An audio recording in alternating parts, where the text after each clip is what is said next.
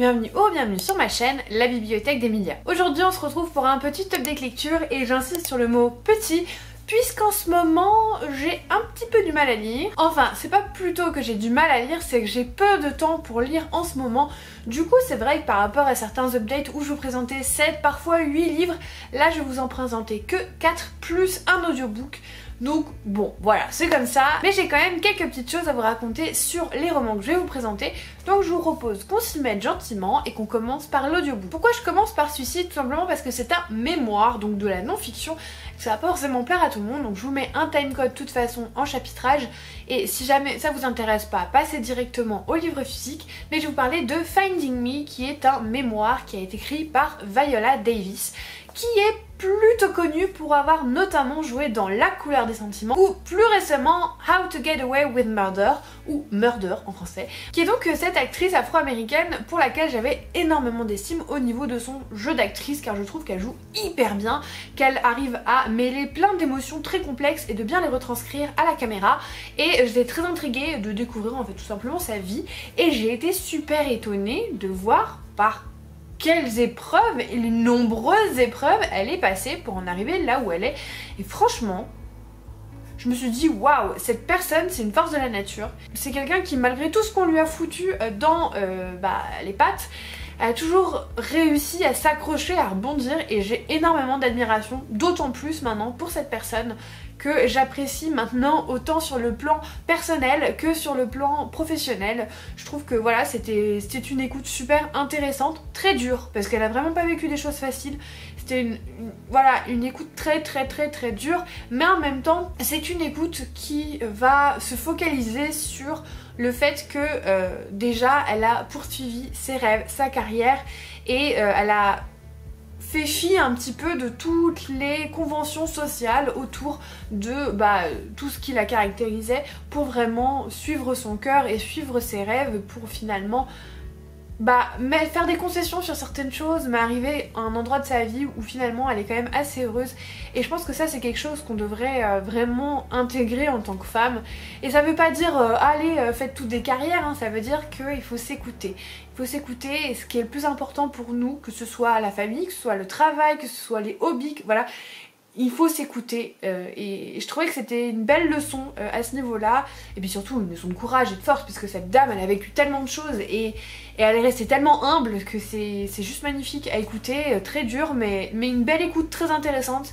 Et si vous aimez la non-fiction de temps en temps, vous aimez bien les biographies, celui-là je vous le recommande. Autant il y en a, clairement pour moi ça avait pas de valeur ajoutée, autant celui-ci il était poignant, donc voilà, si jamais ça vous intéresse. Il est dispo sur Scribd dans l'abonnement en anglais, donc voilà. On va passer maintenant aux livres physiques qui intéresseront sûrement un peu plus de monde, et je vais commencer par un livre en VO, mais restez ici, qui a été traduit chez Lumen très récemment. Il s'agit donc de La Forgeuse d'Os, et en anglais c'est Bone Smith. Ça a été écrit par Nikki Popretto, qui a écrit une autre trilogie qui est sortie chez Lumen, que Johanna d'ailleurs avait adoré, mais je ne me souviens plus du tout du nom.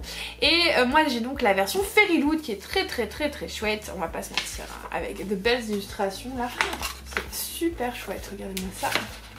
Ouh. Voilà. Alors de quoi ça parle La Forgeuse d'Os? Tout simplement c'est une histoire fantasy qui va avoir un monde qui est très inspiré de la mythologie nordique. Désolée je m'envoie pour remettre la jaquette. Et notamment un monde qui est très penché sur la magie des eaux. Vous l'aurez compris hein, quand même. En fait dans ce monde là vous avez plusieurs castes et plusieurs fonctions opératives, et notre protagoniste Vren, elle veut devenir une valkyre, qui est une personne qui va combattre en fait les fantômes, pendant que une autre catégorie, mais je vous avoue que j'ai plus le nom, puis en plus je suis pas sûre que ce soit les mêmes en français, va soigner en fait, enfin pas soigner mais va permettre aux âmes de pouvoir se libérer et d'être apaisées en gros. Et elle va combattre les fantômes qui essaieraient de faire du mal en gros. Franchement c'est un petit peu fouillis, mais j'ai pas tout compris, toutes les subtilités des différentes castes. et en fait c'est l'héritière de sa famille et elle va devoir, comme toutes les filles et garçons d'ailleurs de son âge, passer à un moment un espèce de challenge, un défi quoi, et malheureusement il se passe quelque chose qui fait qu'elle ne réussit pas son défi, elle va être exilée vers la bordure donc qui est près de la brèche où il y aurait des espèces de fantômes revenants qui seraient super menaçants, et le mur a été créé en fait à la bordure pour pouvoir protéger tout simplement les habitants. Et donc elle qui était tant convaincue de devenir une Valkyrie, qui avait donné en fait toute sa vie pour ça, et ben elle va se retrouver un petit peu dégoûtée et face à ses propres démons. C'est toi qu'il va se passer plein de choses, mais je peux pas trop vous en dire parce que j'ai l'impression que même si c'est écrit dans le résumé de Lumen, ça vous donne trop d'indices sur l'intrigue et du coup j'ai pas envie d'en dire plus. Mais ce qui est important c'est qu'elle va rencontrer énormément de personnages et qui vont l'aider dans sa quête et qui sont surtout des personnages auxquels elle ne s'attendait pas, et c'est trop chouette. Vous le savez, je suis un petit peu difficile avec le young adulte et j'ai tendance à trouver que c'est pas très original. Et là, même s'il y a des tropes qui sont clairement vues et revues, je trouve que ça a été réimaginé d'une façon à ce que ce soit ultra original. J'ai passé un excellent moment, j'ai tout aimé. Les personnages qui étaient drôles, j'ai aimé leur relation qui était belle et, comment dire, sans trop en dire, respectueuse. J'ai adoré l'intrigue qui était haletante, les retournements de situation, ça n'arrêtait pas, j'avais pas du tout envie de poser ma liseuse parce que du coup j'avais pris en e-book parce que dans le train c'était quand même pas pratique à transporter ça, et c'est tellement rare surtout sur du VO que genre je sois vraiment frustrée de reposer ma liseuse dans mon sac parce que j'arrive au travail, que le train arrive en gare vraiment.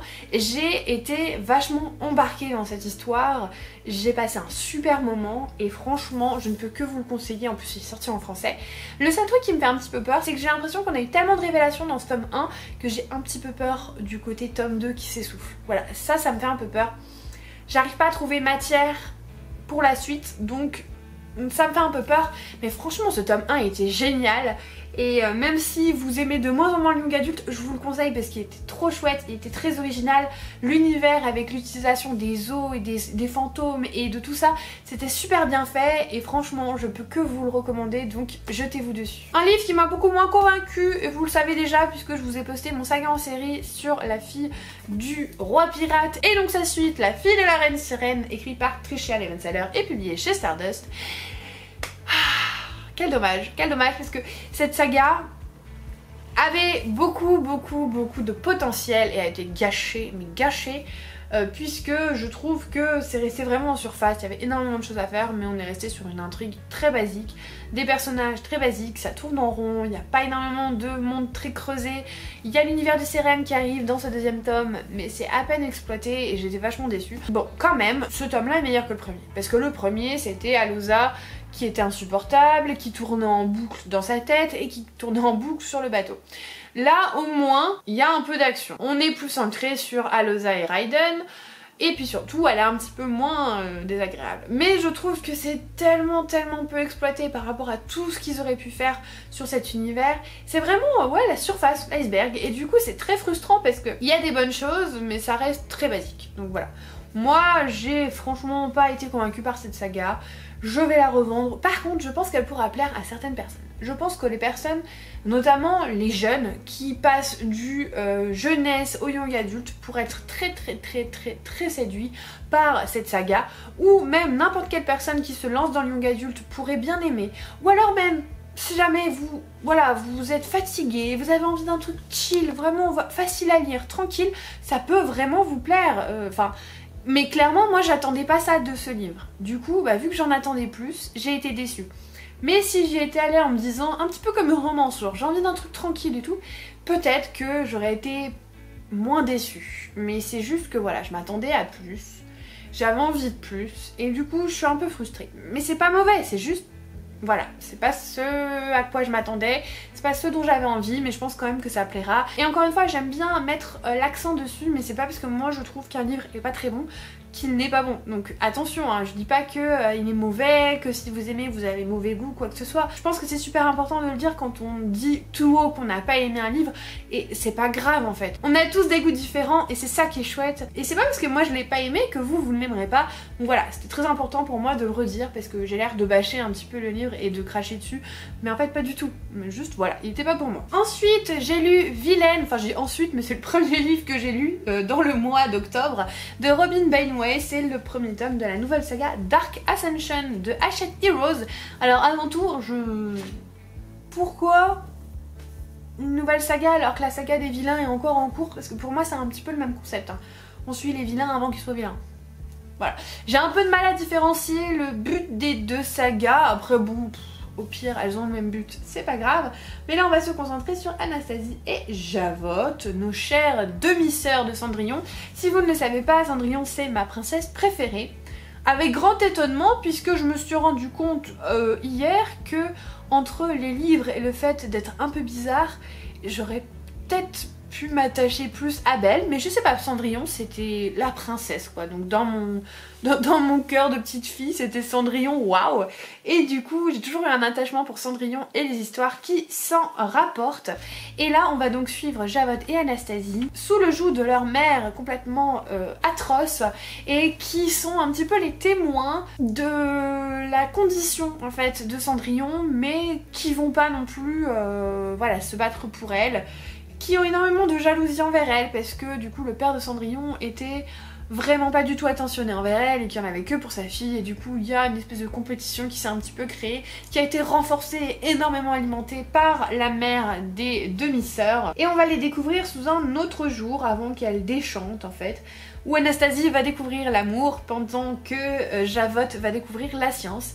Et c'était vachement chouette et ça m'a beaucoup fait penser à Cendrillon 2, puisque dans Cendrillon 2, Anastasie a une histoire d'amour. Alors une histoire d'amour qui se finit vachement mieux que celle-ci, mais du coup j'ai retrouvé un petit peu le côté candide d'Anastasie, puisqu'elle a quand même un petit peu ce côté-là, même dans le premier film, un peu ingénue. C'est juste qu'elle se fait énormément entraîner, je trouve, par sa sœur et par sa mère. Mais à la base, c'est pas une mauvaise, c'est juste qu'elle le devient par la force des choses, par le fait de suivre un peu le mouvement de groupe, mais je trouve que c'est pas la plus mauvaise. Et j'ai trouvé ça super chouette parce que moi avec les Disney j'ai un petit peu du mal, dans le sens où je trouve que quand le personnage est complètement dénaturé au niveau de sa personnalité, ça va pas du tout. Il faut que ça puisse exister dans le canon des films en fait. Il faut que ce soit possible que cette histoire-là ait pu être adaptée en dessin animé sans complètement dénaturer le premier dessin animé. Et là je trouve qu'on est dedans, voilà, c'est chouette. C'était super cool, ça se lisait très vite, vraiment pas prise de tête du tout. Par contre, ma seule petite remarque, c'est que je trouve que la fin de passer de neutre, parce qu'elles sont pas gentilles mais elles sont neutres, à méchante, a été beaucoup trop rapide. Ça se passe en 3 pages, genre tout d'un coup c'est genre flip to the dark side, c'est genre Taylor Swift dans Reputation. Voilà, ça, d'un coup ça arrive. Et j'ai trouvé que ça manquait un petit peu de subtilité, voilà. Après c'était franchement chouette. Et je crois que le tome 2 est sur le Capitaine Crochet et sa sœur jumelle, qui du coup n'existe pas dans le serpent. Voilà, on n'y est pas encore parce qu'il n'est pas du tout sorti je crois en anglais déjà, mais il a été annoncé, donc voilà. En tout cas, moi je trouve que pour une réécriture Disney c'était franchement pas mal, donc si jamais ça vous intéresse, je vous le conseille. Et enfin le dernier livre de cette update lecture, hein, qui est finalement pas très long, il s'agit du Cercle occulte des Gentlemen de Sarah Penner, publié chez Faubourg Marigny. C'est le deuxième titre traduit de l'autrice, le premier étant La petite boutique au poison, que je n'ai pas encore lu mais que je vais m'empresser de lire. Et donc c'est un roman qui va se focaliser sur 2 personnes, 2 femmes, une spirit, donc une espèce de médium Vaudeline d'Alaire, et son espèce, pas d'apprenti, mais d'associée, d'assistante, voilà, d'assistante c'est mieux, Lena Wicks, qui en fait la rejoint, puisque sa sœur était donc l'apprentie de Vaudeline et est décédée, et pour découvrir ce qui s'est passé, pour en savoir plus, elle décide de devenir son assistante. Et Vaudeline, sa petite spécialité, c'est qu'elle fait des séances de spiritisme où elle trouve le coupable des crimes, où elle trouve l'assassin, puisqu'elle va parler aux fantômes à ce moment-là. Alors clairement, on n'est pas sur un roman historique avec que des faits explicables. Là, on a une vraie part de surnaturel et d'ésotérisme. Moi, j'adore ça, mais je préfère vous le dire.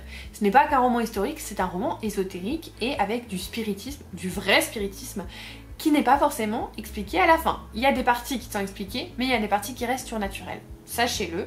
Ça peut déplaire à certains, moi perso c'est banco. Voilà, quand on a de l'historique et de l'ésotérique, je suis aux anges. Et j'ai passé un super moment, puisqu'on va suivre donc ces deux femmes qui se retrouvent au cercle culte des gentlemen et qui vont essayer de découvrir ce qui s'est passé sur le meurtre donc de la sœur de Lena, mais aussi le meurtre d'un homme assez influent le même soir. Et donc on va suivre voilà toute cette affaire. C'était super chouette. Alors le début était un petit peu long à se mettre en place. J'ai beaucoup aimé la relation aussi qui se développe dans le livre, je vais pas en dire trop, parce que je trouve qu'elle était douce et bien amenée et qu'elle avait énormément de sens et c'était très chouette. Une fois que le côté un peu long est passé, ça devient vraiment intriguant, haletant, plein de suspense sans non plus qu'il y ait de l'action à foison, mais genre c'est vraiment, voilà, ça vous prend, vous avez envie de continuer, de savoir ce qui se passe, même s'il se passe pas grand chose. Et les révélations se font vraiment distiller sur le temps et j'ai trouvé que c'était vraiment prenant. J'ai adoré ce roman, j'ai pas eu le temps de le dévorer, mais si j'avais eu le temps je l'aurais dévoré parce que vraiment je l'ai trouvé vachement chouette. Pas un coup de cœur, mais super chouette, et si jamais le début avait pas été si long, je pense que ça aurait pu potentiellement être un coup de cœur. Il paraît que le premier est meilleur, donc j'ai hâte de lire La Petite Boutique au Poison. Mais en tout cas, si vous recherchez un roman historique avec du surnaturel, mais du vrai surnaturel, du spiritisme, des esprits, c'est parfait pour le mois d'octobre avec Halloween qui arrive. Si vous cherchez des personnages qui sont un peu complexes et qui en fait se battent un petit peu contre eux-mêmes et en même temps essayent de découvrir qui ils sont, allez-y. Voilà, c'est un roman que j'ai vraiment bien aimé et je vous le conseille, et je pense que c'est un de mes préférés sur toute l'année du partenariat. Il m'en reste d'ailleurs plus qu'un à lire sur cette année de partenariat. Je suis reconduite pour l'année prochaine avec Faubourg Marigny, mais voilà, c'était l'avant-dernier et je pense de toute cette année, c'est un de mes préférés. Vraiment, il arrive juste en dessous de celui sur le naufrage de juin, mais c'est un de mes préférés. Et voilà, je vous remercie d'être resté jusqu'au bout de cette vidéo. J'espère qu'elle vous aura plu, même si c'est un update lecture qui est un petit peu plus court que d'habitude. Si vous êtes encore là, n'hésitez pas à me mettre un petit emoji bougie pour me montrer que vous êtes arrivé à la fin de cette vidéo. Je vous remercie énormément de tout le soutien que vous m'apportez encore et encore et encore. Je le redis à chaque, mais juste merci en fait. Et si jamais vous n'êtes pas encore abonné, n'hésitez pas à le faire, mettre un petit commentaire et un pouce en l'air. Et en attendant la prochaine vidéo, comme d'habitude, je vous souhaite de merveilleuses lectures et je vous fais des bisous.